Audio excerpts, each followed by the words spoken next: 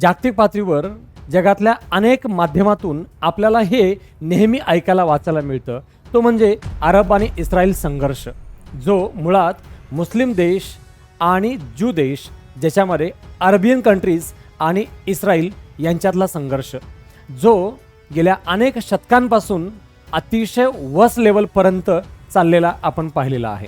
यामध्ये अरब कंट्रीतलं आणि इस्रायलमधला हा संघर्ष फक्त देशाच्या सीमारेषापुरतं किंवा तो राजकीय संघर्ष नसून तो त्याच्या पलीकडेही बऱ्याच मोठ्या प्रमाणात असलेला आहे.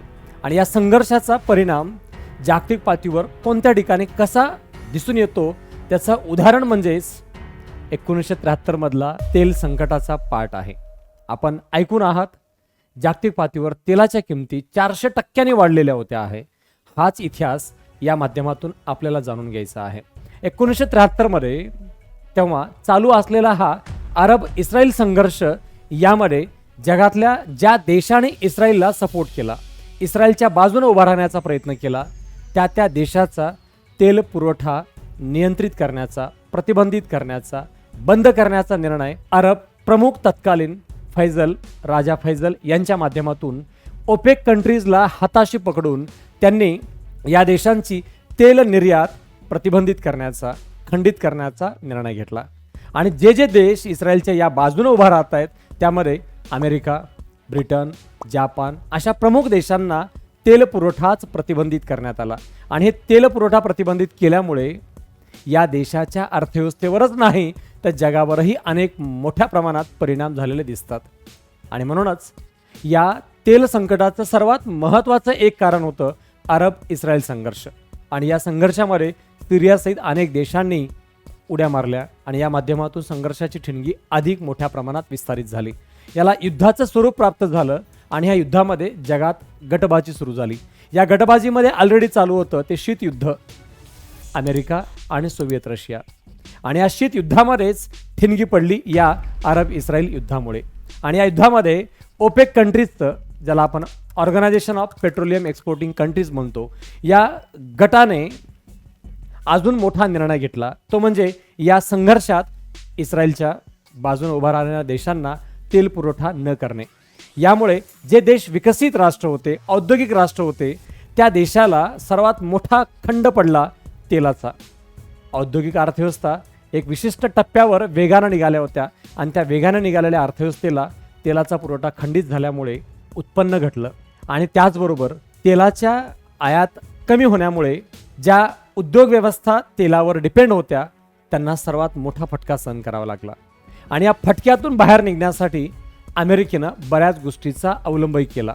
तो म्हणजे डॉलर याचं एक्सचेंज जे आहे ते पूर्णपणे सोन्याच्या स्वरूपात होत होतं आहे. म्हणजे सोन्याशी पेक करण्यात आलेलं होतं.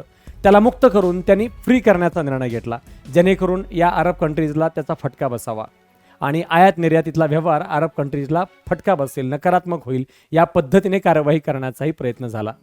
तर दुसऱ्या बाजूला अमेरिकेसहित जगातल्या अनेक देशांनी या तेल संकटातून बाहेर पडण्यासाठी अधिक चलन छापायची सुरुवात केली.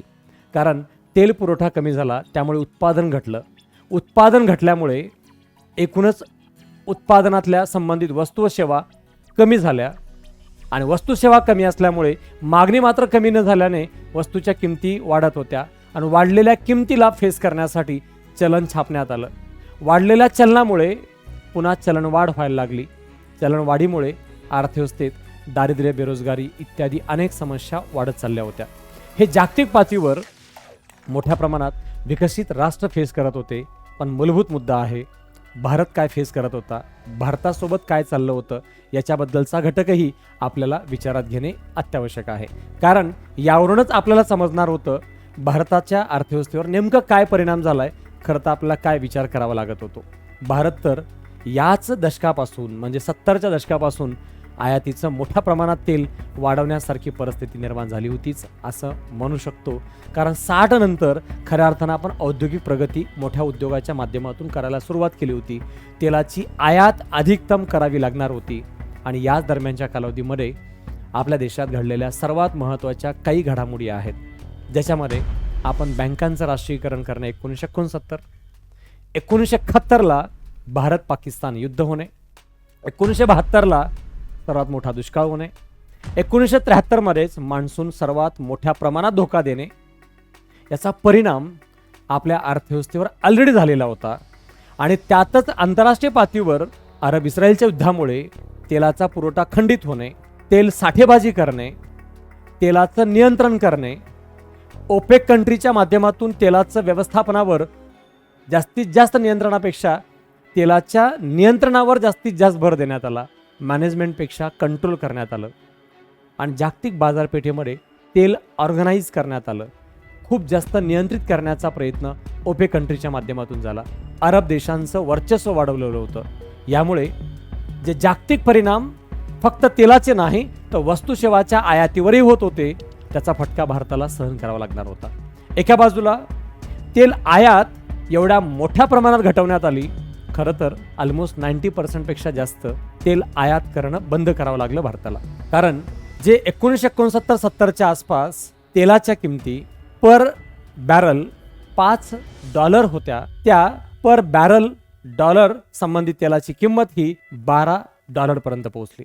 म्हणजे $5 वरून $12 झाली पर बॅरल. यावरून तेलाच्या किमती किती मोठ्या प्रमाणात वाढल्या होत्या याचा अंदाज येतो. आणि याचाच फटका भारताच्या अर्थव्यवस्थेवरही पडला. त्यामुळे आपल्याकडे एकतर परकीय चलनाची सर्वात जास्त मर्यादा होती, नगण्य स्वरूपात परकीय चलन होतं, आणि त्यात पुन्हा तेलासारखी वस्तू जी एवढी जास्त महाग झालेली आहे ती आयात करणं परवडणारं नव्हतं. आणि या तेलाच्या आयातीवर जो खर्च करावा लागणार होता एवढी कॅपॅसिटीच आपली राहिलेली नव्हती. आणि म्हणूनच आंतरराष्ट्रीय पातळीवर तेलाच्या किमती आपण 300 ते 400% वाढल्या असं म्हणतो, ते मॅक्झिमम 400% पोहोचलेल्या होत्या आहे. आणि हे जास्त कालावधी नव्हता, तो कालावधी होता ऑक्टोबर 1973 पासून मार्च 1974 पर्यंत. एवढ्याच कालावधीमध्ये तेलाचं सर्वात जास्त नियंत्रण करण्यात आलं. अरब देशांच्या माध्यमातून ओपेक कंट्रीला हाताशी धरून जास्तीत जास्त या विकसित राष्ट्र औद्योगिक राष्ट्रांचा तेलाचा पुरवठा खंडित करणे आणि त्यांच्या अर्थव्यवस्था अडचणीत आणण्याचा प्रयत्न करण्यात आला. पण त्या अर्थव्यवस्था फक्त अडचणीत आल्या नाही तर त्या अर्थव्यवस्थेचं उत्पादन औद्योगिकरित्या खूप जास्त घटलं. आणि परिणाम म्हणून भारतासारखा देश जो त्याही देशाकडून वस्तू आयात करत होता त्याही खंडित झाल्या.